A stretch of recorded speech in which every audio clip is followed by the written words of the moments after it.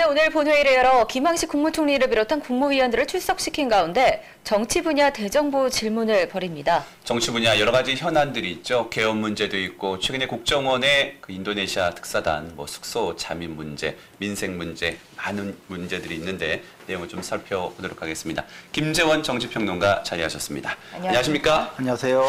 자, 오늘부터 이제 본격적으로 이제 임시국회가 시작이 되는데 어제 이틀 동안 어제부터 전날까지 이틀 동안 교섭단체 대표 연설이 있었는데 어제 좀 시끄러웠어요, 형님 발언으로. 그렇죠. 네, 좀 얘기를 해주시죠, 당시 분위기나. 그 당시에 이제 그 박지원 네. 그 민주당 원내대표가 여러 가지 대정부의 이제 정부에 대한 어떤 실정을 이야기하면서 사실은 조금 특색이 있었습니다. 네. 지금 현재 그 서민들의 물가 수준이 급격히 오르면서 이제 생활고에 휘달리는 이런 상황이 있고 또 전세 대란 또는 유가가 오르고 또는 최근에 말씀하셨듯이 그 인도네시아 대통령 특사단 그 숙소를 또 우리 정보기관에서 직접 들어가는 이런 네. 사태가 벌어져서 사실 국민 입장에서는 이 정부에 대한 여러 가지 신뢰가 상당히 추락하는 것은 엄연한 사실인데 이런 경우에 통상적으로 네. 야당 대표는 이제 대통령을 향해서 국정이 잘못됐다, 실패했다, 뭐 이런 예. 주장을 하는 것인데 갑자기 그 형님 네. 대통령 형님인 이상득 의원을 영일대군이다 또는 뭐 국정 혼란이 대부다 이렇게 강하게 공격을 했는데요. 그런 부분에 대해서 과연 이상득 의원을 왜 공격했을까 하는 그 진위에 대해서도 조금 약간 논란이 좀 제기가 되고 있고요. 한편 한나라당 내에서는 이상득 의원을 따르는 또 많은 의원들이 이에 대해서 강하게 반발을 하고 특히 당 지도부에서조차 이제 이상득 의원을 공격한 박지원 원내대표에 대한 어떤 공격이라 할까요? 이 반격이 네. 계속 이어졌습니다. 네. 예. 이상득 의원의 반응 그리고 청와대의 반응은 알려지고 있는 게 있나요? 이상득 의원은 이런 경우에 그동안에 해오던 헛소리다. 네. 대꾸할 필요가 없다. 이런 이야기였고요. 청와대에서는 사태를 그냥 주시하고만 있을 뿐인데 사실 이런 여야 간의 공방 또는 특정인에 대한 공격이 있을 때 그것을 실질적으로 반격을 할 것인가 또는 그냥 무시하고 넘어갈 것인가 하는 것이 정치권에 상당히 좀 제기되는 전략이라든가 또 일종의 수시로 벌어지는 일이긴 하지만 이런 경우에는 계속 만약에 반격을 한다거나 공격을 하게 되면 또 논란만 키우고 결국은 상처는 역시 이상득 의원이 받기 때문에 무시하고 넘어가는 것이 지금 현재 기류라고 보여집니다. 네. 이상득 의원과 관련해서는 현 정권 5년 내내 얘기가 나올 것 같아요. 정권 초반부터. 다음 정권 가면은 과연 진실이 뭔지 좀 궁금해지기도 하는데요. 형님 정치다 이런 얘기가 좀 다음 정권 이런 부분에 있어서는 정치권에서 나올 일이 좀 많았으면 좋겠습니다. 다음 얘기를 좀 넘어가 볼까요? 정치권에서 오늘부터 이제 대표 연설에 이어서 대정부 질문이 있는데 관심은 개헌이겠죠? 그런데 그렇죠. 좀 민주당은 좀 싸늘한 반응인데 어떨 것 같습니까? 일단 대정부 질문 특히 정치 분야 대정부 질문은 이른바 친이계로 전부 구성이 되었는데요. 정치 분야 대정부 질문에서는 또 정부 측 답변자로서 이재호 특임장관이 이 답변에 나설 것이고 또 개헌을 주장하는 친이계 이른바 친이 직계로 분류되는 한나라당의 의원 7명이 이제 정치 분야 대정부 질문에 나서게 되어 있습니다. 그렇다면 아무래도 개헌을 중심으로 해서 대통령의 어떤 뜻을 받은 이재호 특임장관이 이 개헌의 필요성을 대정부 답변을 통해서 질문에 대한 답변을 통해서 계속 제기를 하고 이것을 또 한나라당 의원을 통해서 질문을 함으로써 결국은 개헌을 중심적인 어떤 이슈로 끌고 가려는 그런 시도가 계속되리라고 보여집니다. 네, 오늘부터 대정부 질문에서 친이계 의원들이 계속 지금 질문에 나서면서 개헌의 불씨를 질필 것으로 보이는데 일단 민주당에서는 이를 저지하기는 어떤 방법도 좀 마련을 해야 될까요? 하고 있나요? 근데 이제 어제 그 박지원 원내대표가 개헌은 더 이상 논의에 참여하지 않겠다. 18대 국회에서는 개헌 논의는 없다. 이렇게 강하게 못을 박았습니다. 이런 것은 과거에 그 박지원 원내대표가 개헌 논의는 실기했다. 즉 더 이상 논의를 진행할 수가 없다라면서도 이 개헌 자체는 필요하지만 기회를 놓쳤다, 시기를 놓쳤다 이런 입장이었습니다. 그러다가 이제는 논의하지 않겠다라고 강하게 못을 받고 나섬에 따라서 아마 민주당은 앞으로 개헌 논의에 전혀 동참하지 않을 가능성이 많습니다. 예. 그것은 민주당 입장에서는 이 개헌 논의를 한나라당이 계속 지속해봤자 한나라당 내 친박계에서 이 개헌 논의를 반대하고 있는 입장에서는 한나라당 내에서도 추동력을 받을 수 없다고 보고 민주당이 응하지만 않으면 개헌 논의는 더 이상 불을 붙이기가 어려울 것이다. 이런 판단 때문에 그러리라고 보여집니다. 결국은 네. 민주당조차도 이제 개헌 논의에 무시 전략으로 나가겠다 이렇게 보여집니다. 예. 네, 친이계가 개헌 특별기구위원장으로 삼선의 최병국 의원을 내세웠는데요.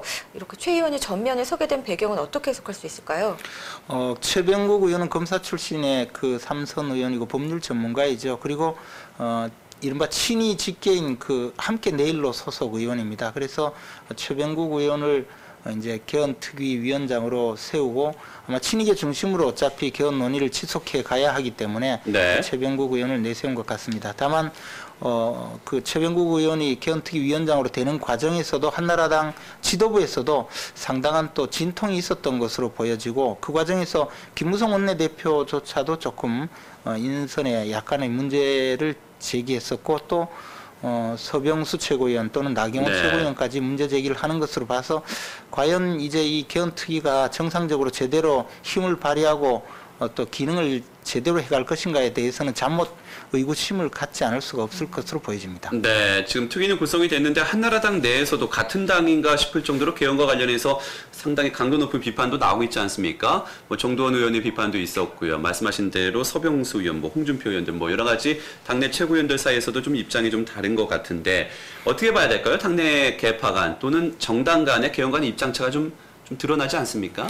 그래서 이제 이른바 친박계 즉 박근혜 전 대표를 지지하는 의원들을 중심으로 해서는 이 개헌 논의는 거의 예외 없이 이제 개헌 논의 지금 추진해서는 안 된다 이런 입장인 것 같습니다. 그리고 예.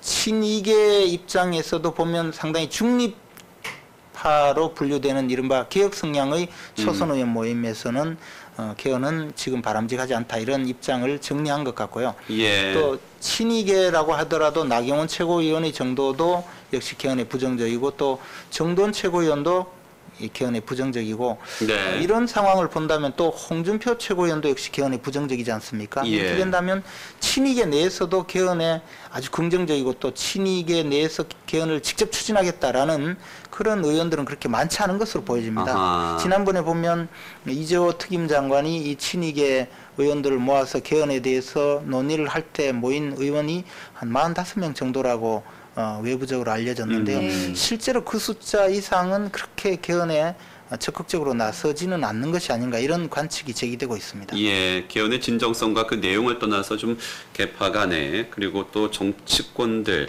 이제 뭐 당장 내년 4월이면 선거가 있기 때문에 민심을 신경 써야 되기 때문에 또 개헌과는 또 다른 생각을 또 갖고 있는 의원들이 많지 않나 이런 생각도 한번 해보는데 좀 개헌이 어떻게 이번 임시국회에서 진행이 될지는 살펴봐야 될 것 같습니다. 다른 얘기를 한번 해볼까요? 이 지금 좀 창피한 것 같기도 하고요. 계속해서 얘기가 나오는데 국정원입니다. 국정원. 우리가 좀 드라마에서 볼 땐 정말 멋있었는데 이렇게 이 정도로 티나나 싶을 정도로 있는데 좀 분위기상으로 봤을 때 국정원이 맞는 것 같아요. 지금 정치권에서 이 정도까지 얘기가 나오면 국정원이 맞는 것 같은데 이 논란을 어떻게 잠재워야 될까요? 글쎄 이제 원래 이제 정보기관에서 어떤 일을 하다가 또 네. 실패할 수도 있죠. 뭐 어떤 경우에는 정보기관이 공작을 하다가 실패해서 적에게 사살되는 경우도 있고, 그럼요. 체포되는 경우도 네. 있고. 그런데 이게 우리나라 안방에서 벌어진 일이고, 예. 그것이 사실 참 거의 전 세계적인 웃음거리가 되고만 사건이긴 한데요. 네. 이 문제를 어떻게 수습하느냐의 문제는 참으로 답답한 일이라고 볼 수 있습니다. 왜냐하면 이 문제가 결국 계속적으로 언론에 제기가 되는 것이 우리나라 내부에서 소식통에 의해서 우리나라 언론에 의해서 문제가 제기되고 있고 이 문제를 수습하기 위해서도 우리나라 정부기관에서 이 문제를 제대로 해결을 해줘야 하는데 서로 간에 입장 차이가 있고 또 뭐 내부 갈등이 있다 이런 이야기까지 나오는데 과연 한 나라의 정보기관이 자기들의 어떤 사적인 이익 또는 집단의 이익을 위해서 국가의 이익을 이렇게 무참하게 흔들어도 되는지에 대한 그런 비판을 하는 분들도 있겠지만 또 한편에서는 진실만이 국가의 이익이다 이렇게 주장을 하고 이 문제를 정말 제대로 모두 국민에게 공개를 하고 또 관련 당사국인 인도네시아에 공개를 하고 오히려 철저히 사과를 하고 정보기관이 이런 문제가 재발되지 않도록 하는 것도 필요하다 이런 의견이 있을 수가 있습니다. 네. 제 개인적으로는 이 문제가 앞으로 우리나라 그 정보기관의 어떤 자질 문제뿐만 아니라 우리나라 국격에도 관련되는 문제라고 생각되는데요. 예. 정말 정치권뿐만 아니라 이 정부에서 이 문제를 슬기롭게 좀 해결을 했으면 하는 그런 생각입니다. 예, 알겠습니다. 네, 또 국정원이 보고를 누구에게 했냐, 언제 했냐를 놓고도 논란이 많은 상황이죠. 사실 이제 국정원이 이 문제를 야당 원내대표에게 전화를 통해서 먼저 보고하고 상의를 했다. 이것에 대해서 여당에서 박전 굉장히 원내대표가 좀 무서운가 봐요.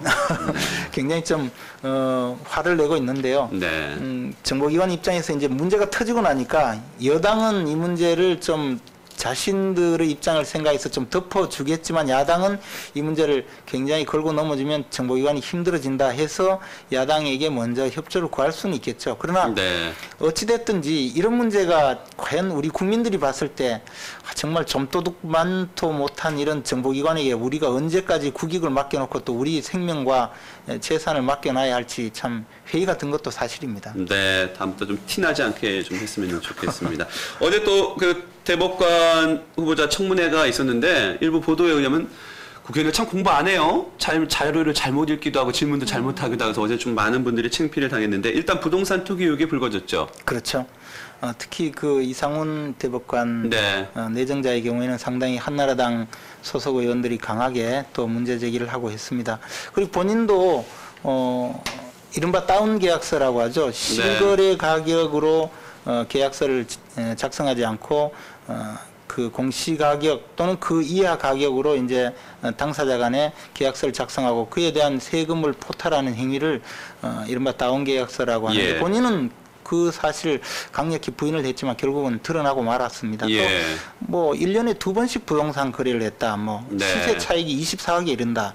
이런 이야기가 나오는 것으로 참 과연 우리나라 지도층이 언제까지 이렇게 네. 부동산 투기를 통해서 재산을 불려 나가는 것인지 네. 굉장히 회의적인 그런 생각이 들었었는데 어쨌든 예. 이런 문제가 많이 제기가 되었었고 이 문제에 대한 도덕적인 어떤 흠결은 그 계속 남아 있을 것으로 보여집니다. 그래도 예. 론스타 관련해서 영장 처리 과정에서 문제가 제기된 당시에 검사들과 예. 영장 전담 판사까지 대동하고 나가서 만난 그런 예. 부적절한 행위에 대해서 또 문제 제기가 있었죠.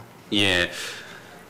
이제 단답형으로 마지막으로 짧게 이거 하나만 좀 여쭤보도록 하겠습니다. 대법관이 되는 분들, 많은 정치인들이나 장관이 되는 분들도 투기 의혹이나 그 매매 계약서 다운을 하는데 그 우리 국민들은 어떻게 해야 될까요? 국민들은 하지 말아야 되겠죠?